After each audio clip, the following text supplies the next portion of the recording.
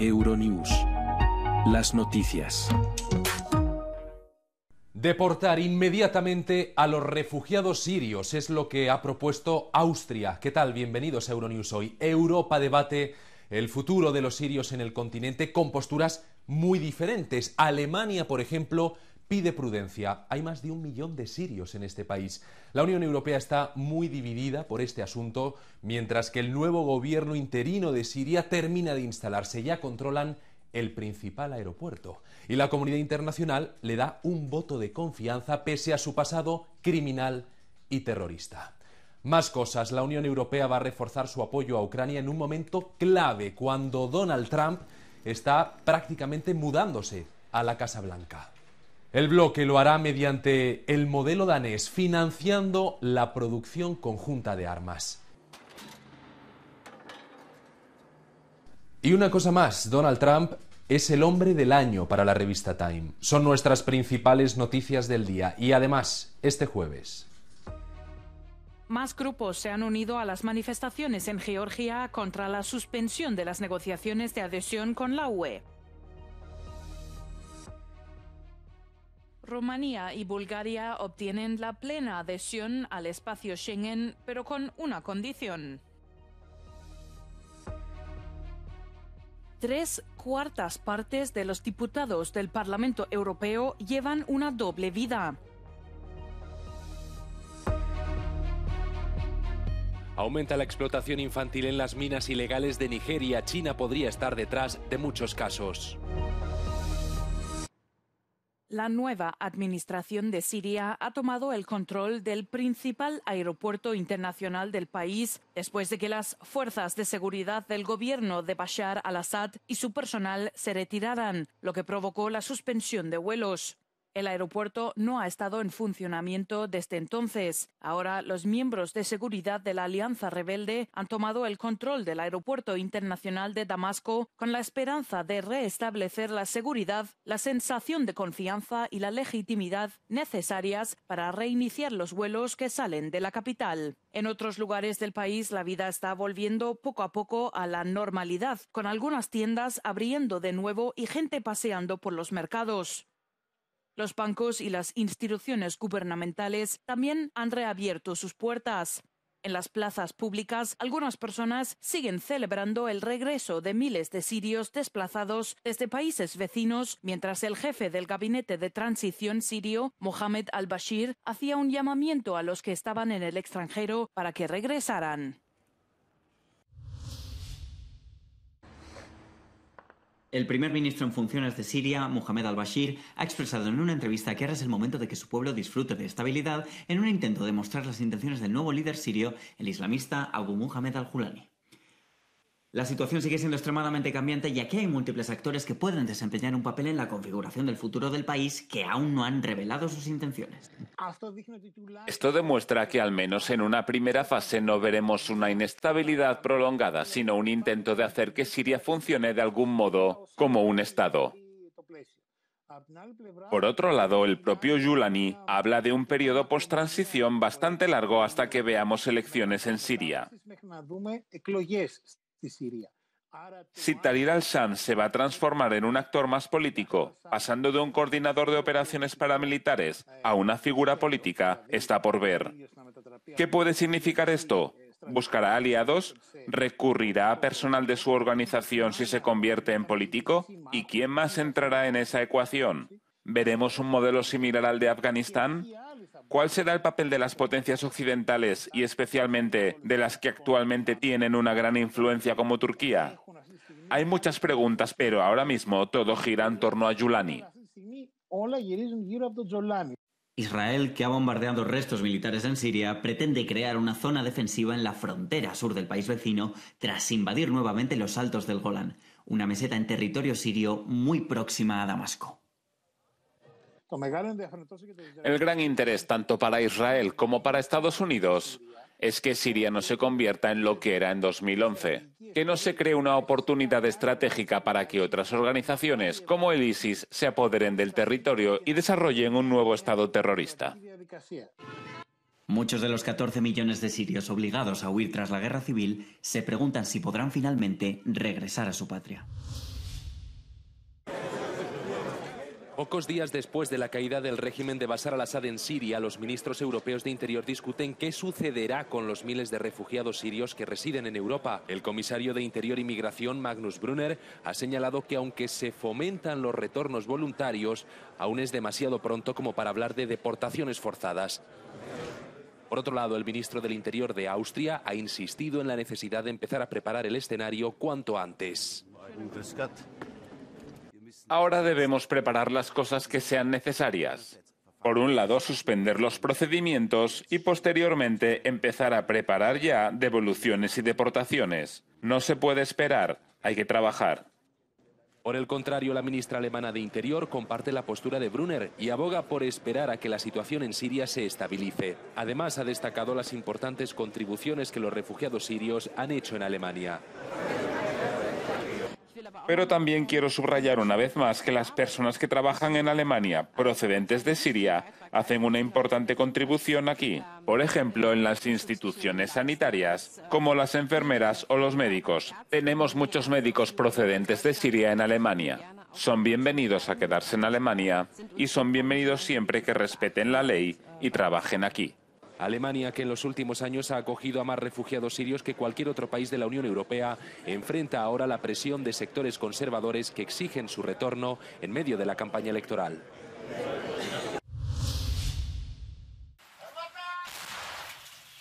En medio de la creciente preocupación de que el presidente electo de Estados Unidos, Donald Trump, pueda retirar el apoyo crucial de Washington a Kiev después de que asuma el cargo en enero, la viceprimera ministra de Ucrania dice que cree que la UE intervendrá y que continuará su apoyo a Kiev. Asegura Euronews que hay grandes expectativas sobre los cambios que se avecinan.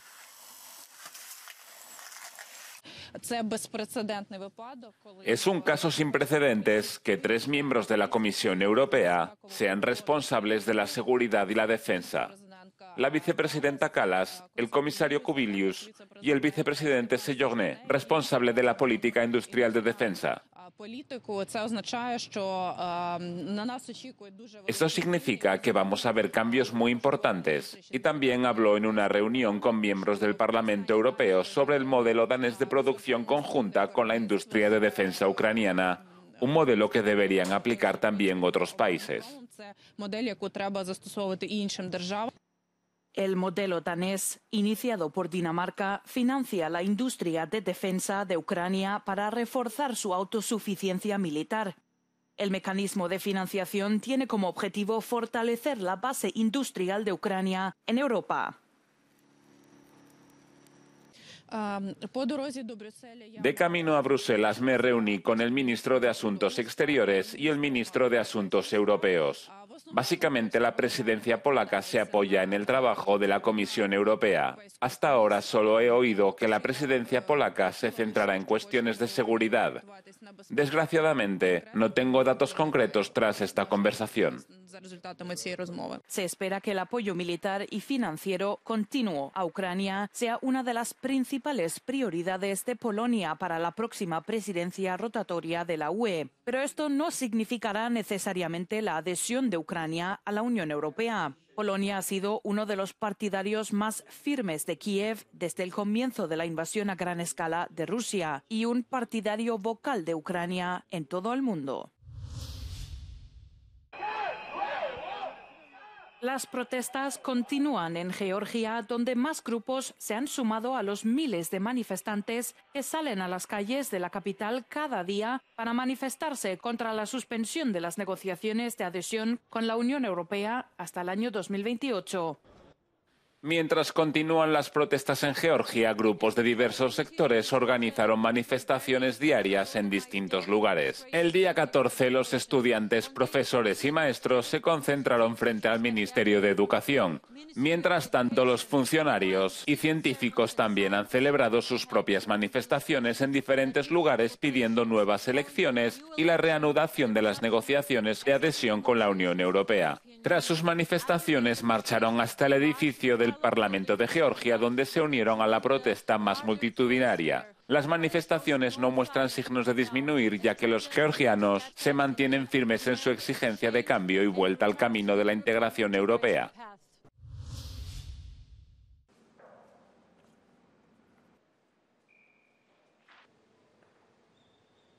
Los recientes daños que se han registrado en los cables submarinos de telecomunicaciones del mar Báltico que unen Alemania y Finlandia y Lituania y Suecia, considerados como un acto de sabotaje, han servido para recordar la vulnerabilidad de las infraestructuras esenciales ante los ataques híbridos. Las infraestructuras submarinas son extremadamente importantes, especialmente para los países de la parte oriental del mar Báltico, para los países bálticos y para Finlandia. Muchas de nuestras conexiones de infraestructuras de datos y energía pasan por el mar Báltico. Cables de datos, cables eléctricos y gasoductos. El problema es grave ya que el 90% de las comunicaciones numéricas mundiales pasan por cables submarinos. Entre tanto, el Consejo de la UE ha condenado la intensificación de la campaña de acciones híbridas de Rusia contra la UE, como la desinformación, los ciberataques o la instrumentalización de las migraciones. Perturbar a las sociedades occidentales y suscitar la ira entre la población. Estos serán los objetivos de estos ataques híbridos, según los especialistas. ¿Por qué lo hacen? Porque es menos costoso. Es menos costoso para los rusos. No tienen medios para llevar a cabo una guerra directa, así que es un tipo de interferencia muy rentable ante la que no tenemos una buena respuesta.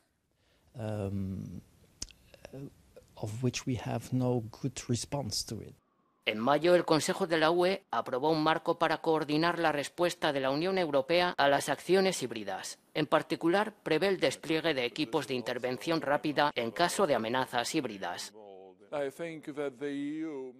Creo que la Unión Europea debe utilizar su superioridad tecnológica y por eso estoy muy contento de que la Comisión Europea utilice el dinero del mecanismo Conectar Europa y lo destine al desarrollo de nuevos cables, sensores capaces de detectar a tiempo lo que ocurre bajo la superficie marina, porque de lo contrario siempre será muy fácil para Rusia decir que no es culpable.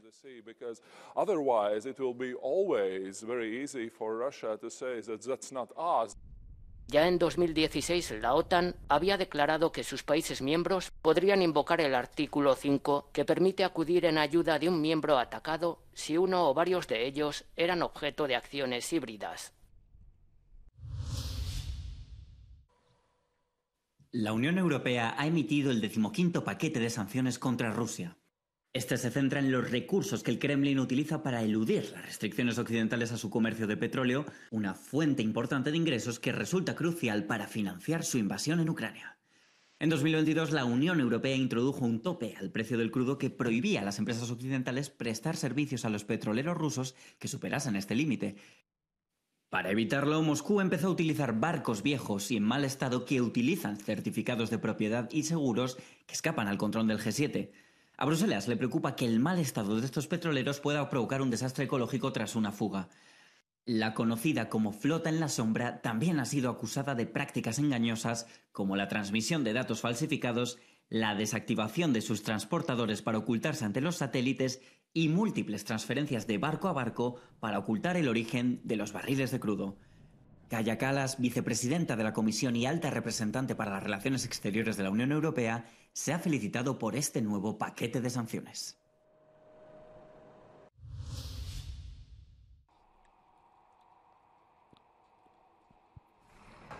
Rumanía y Bulgaria han recibido luz verde para convertirse en miembros de pleno derecho del espacio Schengen en 2025. El avance fue posible después de que Austria aceptara levantar su veto a la adhesión de los dos países de Europa del Este debido a preocupaciones sobre la migración.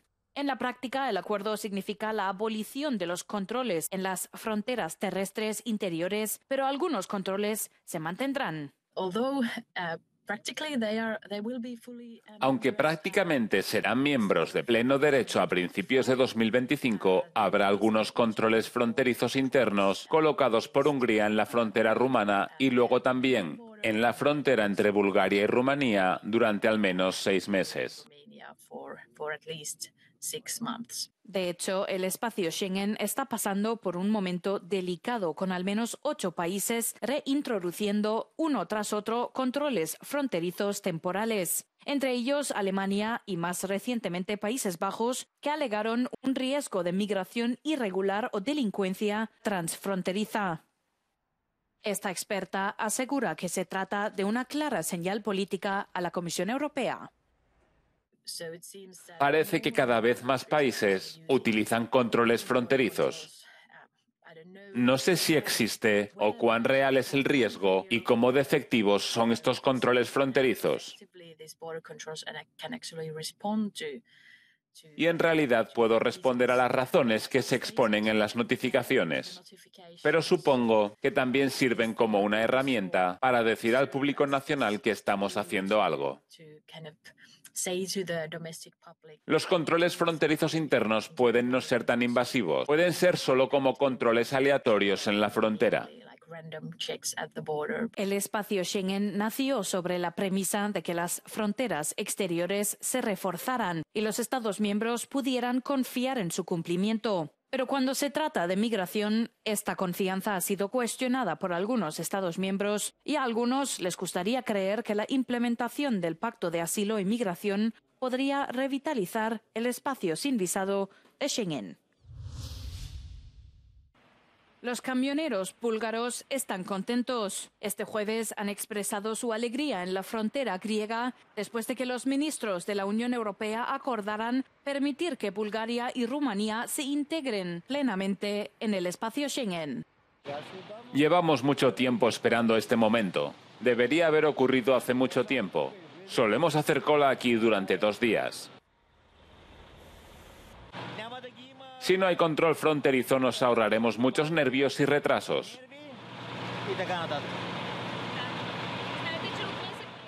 Acabo de enterarme de que nos aceptarán en el Schengen y me hace muy feliz. Bulgaria y Rumanía se unieron al espacio Schengen en marzo tras años de negociaciones, ofreciendo libre acceso a los viajeros que llegaban a ambos países por aire o mar, pero no por tierra debido a la oposición de Austria. Existía la preocupación de que los dos países no estaban haciendo lo suficiente para impedir la entrada de inmigrantes.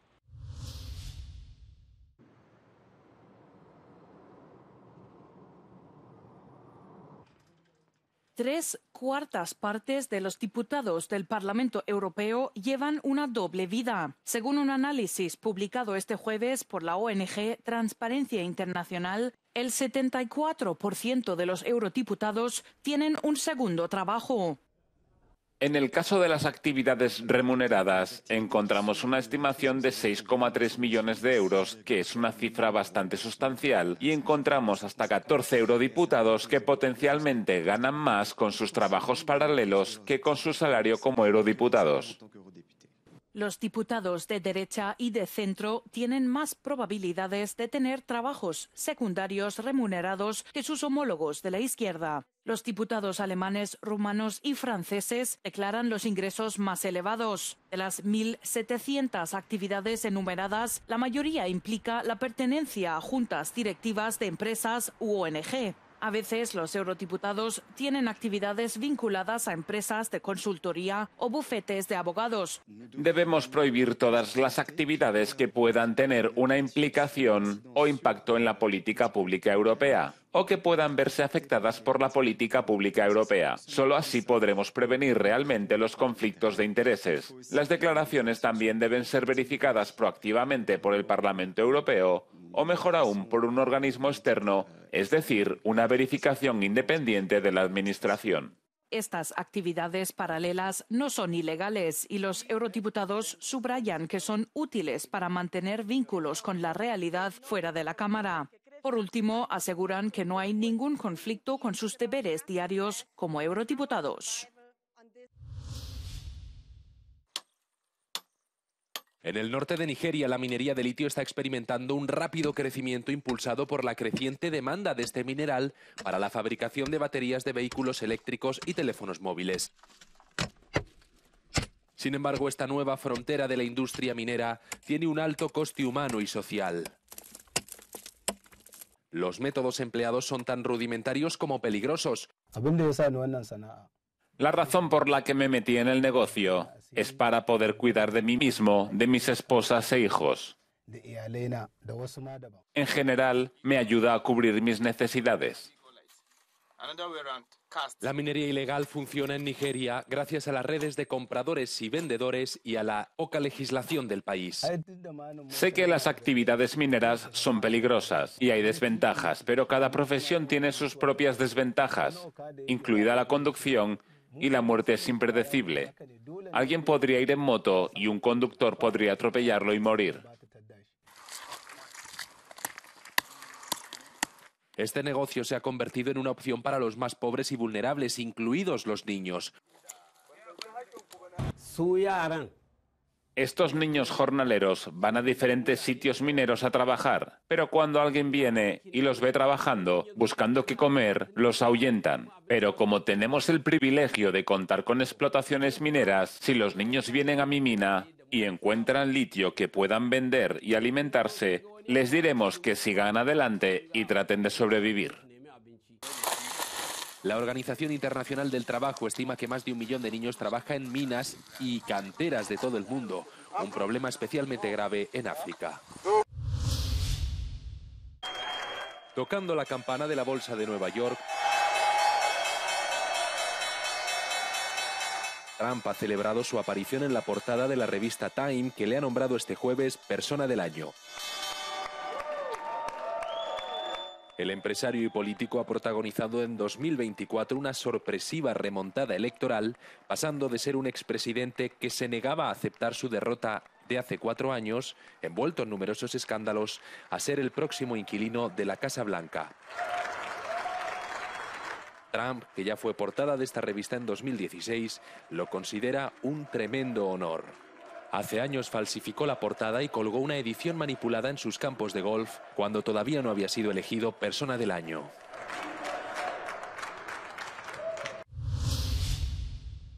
¿Continuaría trabajando después de cobrar la pensión?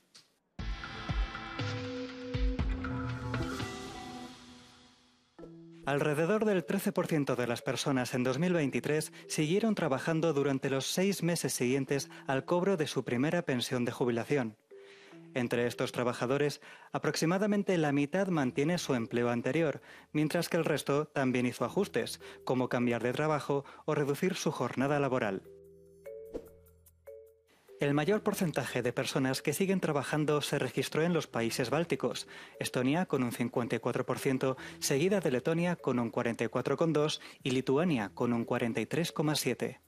Los porcentajes más bajos se registraron en Rumanía con un 1,7%, Grecia con un 4,2% y España con un 4,9%.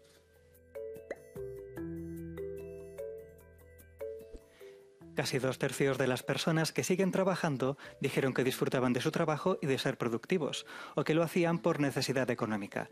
Mantener la integración social y el atractivo económico del empleo también se mencionan como razones para seguir. Dinamarca, los Países Bajos e Italia tienen la mayor proporción de personas que siguen trabajando, sobre todo porque les gusta. Por otro lado, la necesidad económica es la razón principal para seguir trabajando en Chipre, Rumanía y Bulgaria. Desinformación sobre el paradero de Bashar al-Assad.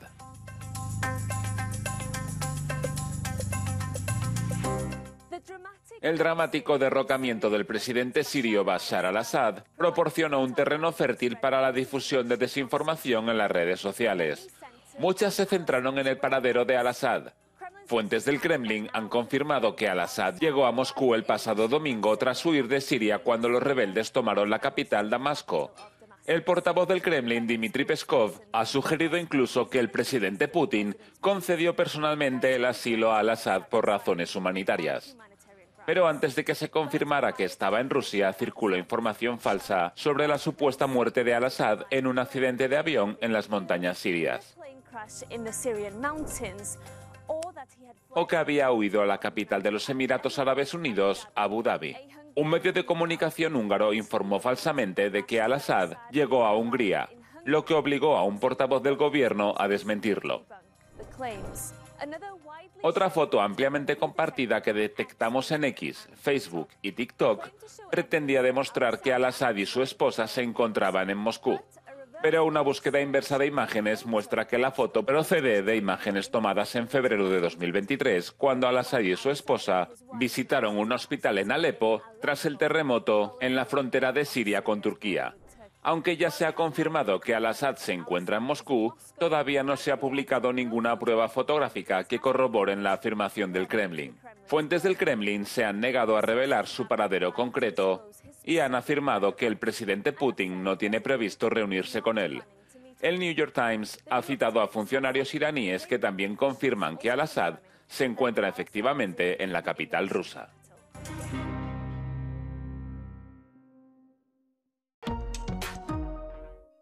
Es todo. Pueden permanecer informados en nuestra página web. Les dejamos ya con el no comment del día. Antes, el tiempo. Que descansen. Adiós.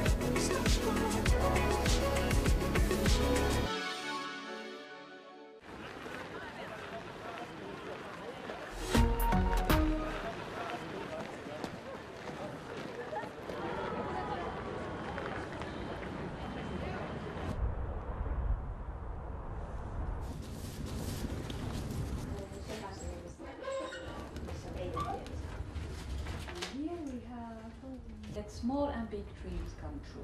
I think we have some more gifts here. What about this? This one, let me see. Yes. Can you fit it in here? Okay. Here we are. Let me here. Oh, wonderful. Okay. Bye-bye. Bye, Santa.